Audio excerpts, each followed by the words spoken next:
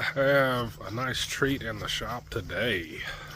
Sitting under this car cover is an absolutely beautiful 35 Ford Showcar with a little Chevy power under the hood.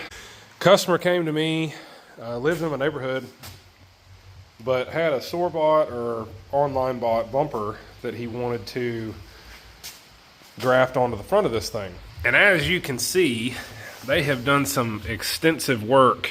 Usually there is holes here, and they have filled those and put these really slick flush mounted marker lights in there. So he has built these brackets himself, and my job was to cut, modify, and weld on this bumper with what was provided. So as you can see here, these brackets are very long, will be very long. They would have kept this extremely far out had we welded them down there right on the end without shortening them or modifying them at all. And this is going to take a little bit of modification because we're going to have to bend it this way, so where this is not straight. And then this one will have to be, I believe, potentially bent here, and then more bend put into it there to kick back over. So goal right now is I want to try to get the two outer pieces on and fit those. I think are going to be the easier ones, and then I will work on the two inside mounts. This is all stainless, so it's going to be a little bit different working with it. I'm hoping that the bandsaw blade that I have in is going to be able to cut it. I hope it cuts it okay, at least enough to get what I need done, and then simply is going to be tacking it up and welding it out. Yeah, don't normally have too many shiny things in the shop, so she definitely got the car cover on her while we're doing a little bit of metal work. All right, let's get at it. First things first, we got to get this thing at least chopped down a little bit to see what we got to work with. Obviously, I feel like that this is going to have to bend this way, potentially kind of following this sightline contour here, which I'm okay with, and then kind of bend back parallel to the bumper itself, in order to have some piece of that flat landing on his mount. There is going to be a little bit of trickery in this, which I'm totally fine with, and this was kind of a request on his part, in that we are going to run the grommets, the factory grommets, as if these were to have gone into the frame. And how this is going to work is whenever I get my mount how I want it, I'm going to leave just the slightest bit to poke in the end of this thing, to where literally it's technically not going to actually be fastened to the body. It's just going to be sitting on the end of this, but enough to where it can't actually come out. And this is not going to be contacting the front of the car. So a little bit of trickery there. It's going to be kind of a challenge because we have a lot of different profiles that this thing is fixing to be versus just a 90-degree kind of roll to it. So let's get started. So the goal here is going to be, he wants to get rid of these two holes. We are probably going to need to eliminate them altogether. And you can kind of see the end of the bend line where this was actually rolled in. So I'm actually going to cut right on the other side of this hole just to start. We know we got to get these off. I'm assuming there's going to be more than enough material left over that I'm probably still going to have to trim back some, but that's where we're going to start. So I'm going to mark this square first, and we will start there and see where we go from there. I'm going to have to adjust this in the vise again, but just to get it marked. These little, I found this little guy at Harbor Freight the other day, and I knew they made them, I've been meaning to get one, but man, it is a handy little tool to have a smaller size square. It's pretty sweet. All right, let's see what 1014 TPI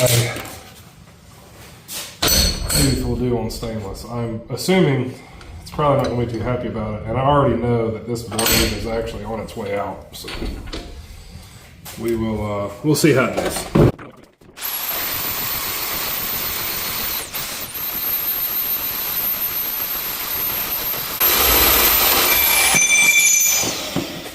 Okay, that actually cut it pretty well.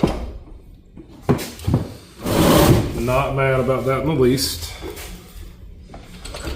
So now, let me clean this up, and then we'll see. We will see how this, how much room we gain. Alrighty, let's see here. Yeah, so we'll have to.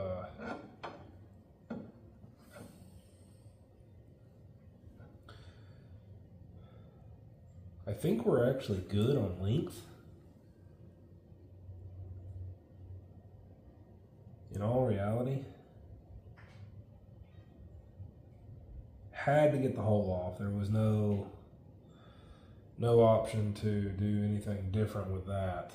But I think now I'm going to start a bend here and then measure off just a given amount, and then start a bend here and try to get this thing like a Z type look. I think we'll go with 2 inches from the flat, so not including the radius. We'll make a mark there. We want to draw all the way across in the event that whenever he polishes this out. I'm just going to make some little witness marks. So that's the reverse. So it's actually going to bend up. So we'll try to tweak this side. See what this looks like. It's probably not. Let's see. I'm going to have to adjust. Definitely not going to like doing that small radius. I usually use these for all of my aluminum and parts that I'm manufacturing. And as you can see by all the oil, my cylinder is biting the dust on me.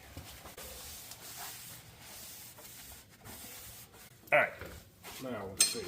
Bigger radius this time. We'll see if it acts like it wants to bend. This is some thick stuff. This is 1/4 inch. So it's definitely a thicker material.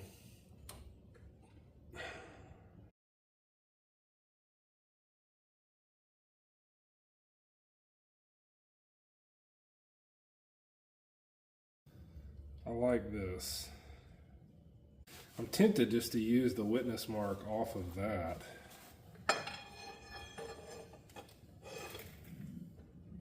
I think that gets me far enough back, away from the radius. Let's see here. Oh yeah, for sure. It's kind of still in the radius, so even if I do put a bend, it's going to kind of flow into it. That was, I think I probably nailed that first shot. Another critical component that you've always got to think on whenever you're working with stagnant, or obviously, you know, with an off-road rig, it's going to be a lot higher. But if you're ever going to use a stagnant platform like the floor or a jack stand or something other than the vehicle itself as a source of leveling, you've got to take into account that the car has also got to be level. So not everybody has, obviously, chassis tables and stuff available to them. But basically what I'm trying to do here, I've got, you can see my jack handle and my daughter's hot rod right there. I want the fenders to match the top sides of the bumper. That way, if you're standing here looking down on this thing, that I'll get my hand out of the way so it'll focus.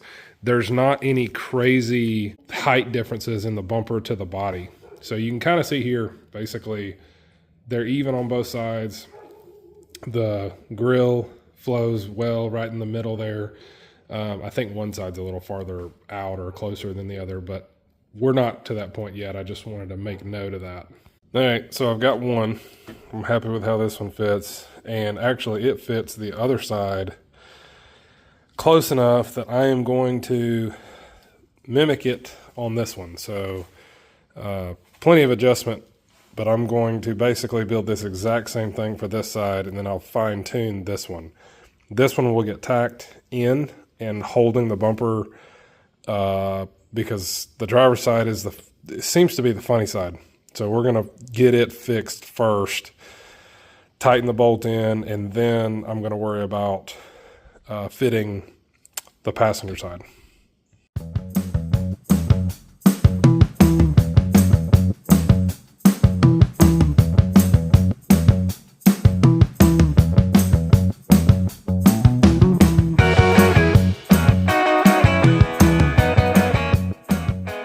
So basically what I'm doing here is a series of brakes to try and keep it looking like it's radiused versus having a hard, sharp bend line. And we're just stacking them to slowly kind of bring that arch into the piece. I think one more ought to get it.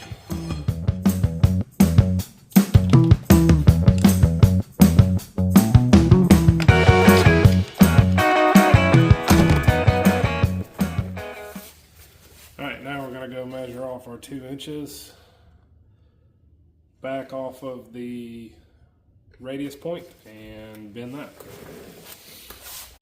And there we have it. I got 2 identical outer mounts. They do line up pretty much perfectly. That's about as good as you are going to get there. I did not bend this as much as the first one. The bumper, oddly enough, end roll is a little bit less underbent on the angle it appears, but I have no way of really verifying that. I don't know if it's just an eye trick or it actually is not bent as much, but I think this is going to work out better. So now I'm going to get the welder set up. We're going to get both of these positioned. First one goes first, tack it in. Then I'm going to work on the second one. Hopefully, I can hang this bumper and actually not have any wood under it.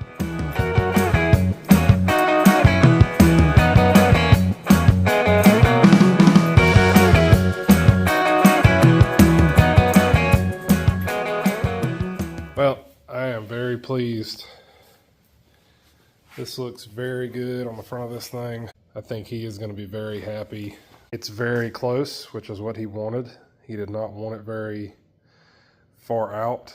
You could see, so that first hole that we ended up taking off is about right inside where that grommet is on the frame. It's literally right behind that grommet. You can see how much we moved it in. So pretty pleased. Looks really good. So the inner arm, as you can see, is going to be a good bit more tricky than these outer ones. The bolt hole has to line up there. And this is going to have to be bent significantly more and then straightened back out to land on that flat. So this is going to take a good bit of forming of this piece and manipulating, but we'll start with one, get it straightened out, and then I will have to fully weld this outer before I put the inner in and try to get weld on the top and bottom side of the inner. So let's see how we go. So the issue I'm having here, as you can see, if I get right over top, sorry about the shadow, but the stud is lined up with the hole currently. This orientation is good. I like the little gap there. That shouldn't be a rattle. The problem is that has to move over that much. And the only way to do that is to put a bend back here in the roll and then straighten that out. That is extremely tricky to do. I really don't want to heat this with a torch because it is going to bake the stainless and it's going to look very sooted. There is no way how can I put this? Once it is all welded up, there's not going to be any way to actually get in there and clean that. If I sand this back out, I don't have a way to get in this crack with anything other than just hand sandpaper, which is going to, I'm going to have to grain the entire piece. It's not going to match this. Whole different ball of wax. I'm not exactly sure what the owner is wanting to do with these. If he's wanting to polish them, you know, chrome finish type stainless, or if we're going to grain it, or if he's getting them coated eventually. I would doubt it, being that they're stainless, but I'm not sure. I got some thinking to do. I got to figure something out. Another option is we can cut this back here, or score it, I should say, in the roll, open it up, or, you know, bend it over there, and then fit just the piece going towards the body, and then re-weld it. And that's not going to put nearly as much heat into it. It's going to be a cleaner look. I can probably get the gap very close right there on the end. I'll be back in a second. Let me think this through. So I don't throw junk away and I keep all my stuff. Let me just show you what I'm working with here. Before I got my awesome Swag Off-Road brake for my shop press, I made that. And basically what this has allowed is, as you can see, I'm in the bend, but we are not crashing into the base. So I just needed some height. Did I have my safety squints on? Yes. Did I hide behind this stack of steel here? Allegedly. No one saw it. There was no video of that. So we're gonna see if I can do the other one and recreate it, because I'm very pleased with this guy. So as you can see, and I know it's kind of hard to tell, but if we line up a stud, or basically I'm playing with the back of the bumper, this is kind of what we got. And it follows right along there. I've held it up a little higher. It's just hard to do with one hand. A lot of pretty paint. And it fits really well. Follows the contour of the other one pretty decent.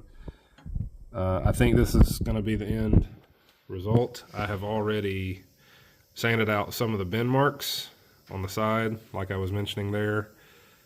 So when these two made up, you basically cannot see between them. They are going to be very, very close. I'm pleased. I'm probably going to go ahead and cut this one, fit it. Can't tack it. Again, got to weld that up on the inside of at least one of these first. And being the outsides were first on there, that's what I'm going to choose. And then I got to duplicate it on this side.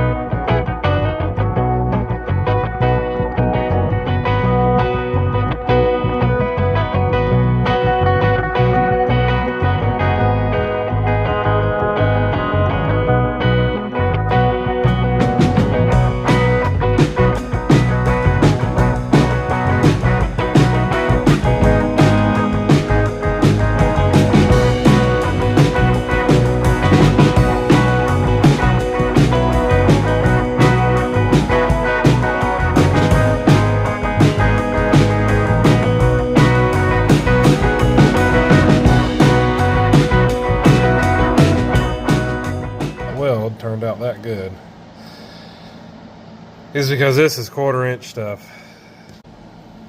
But I'm not mad at it. As a rule, stainless is not a fan of heat. So it is very, very temperature sensitive. Anytime you mess with this stuff, you've got to be very careful not to cook it, is the term. And I think that cake is baked just perfectly. Now I got to get those back on the car, bolted up, and then the other inner brackets fitted and bolted up.